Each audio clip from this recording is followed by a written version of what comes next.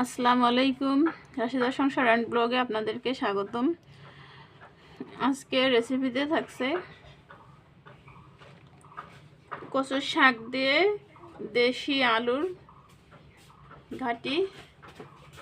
আপনারা সবাই দেখবেন। দিয়ে দিলাম পেঁয়াজ কুচি, রসুন কুচি, আদা বাটা, চিড়ে রাখা কাঁচামরিচ। কচুর শাকের ঝালটা একটু বেশি দিতে হয়। দিয়ে দিলাম হলুদের গুঁড়া, ধনিয়ার গুঁড়া, গুঁড়া মরিচ, দিয়ে দিলাম লবণ, ডালচিনি আর এলাচ দিয়ে দিলাম। এবারে দিয়ে দেব সামান্য পানি।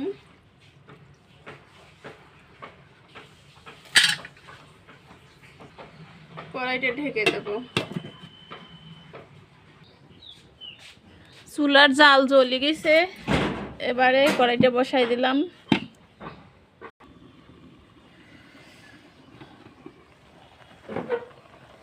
তরকারিগুলো এখন উল্টাই দেব।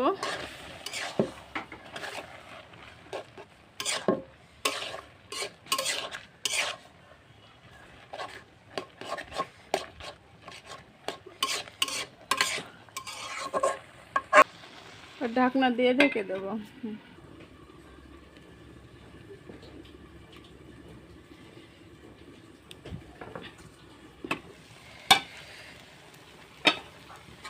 সবকিছু ভালোভাবে সিদ্ধ হয়ে গেছে, উঠাই নেব।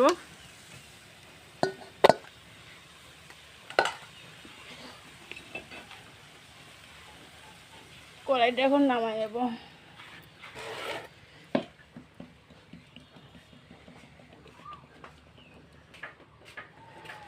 কড়াইটা গরম হয়ে গেছে, দিয়ে দিলাম তেল।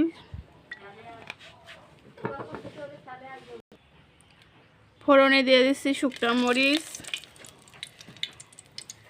চিড়ে রাখা তেজপাতা, কয়েকটা গোটা জিরা,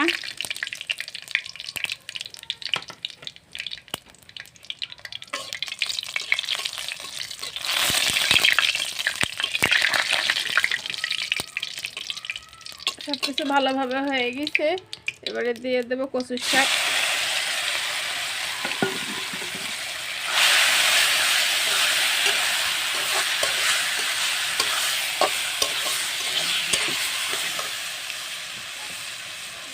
কচুর শাকটা যাতে মুখে না ধরে সেজন্য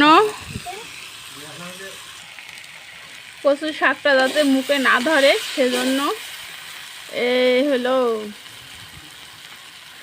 লেবুর পাতা দিয়ে দিলে একটা সুন্দর ফ্লেভারও আসে, আর কচুর পাতা মুখেও ধরে না।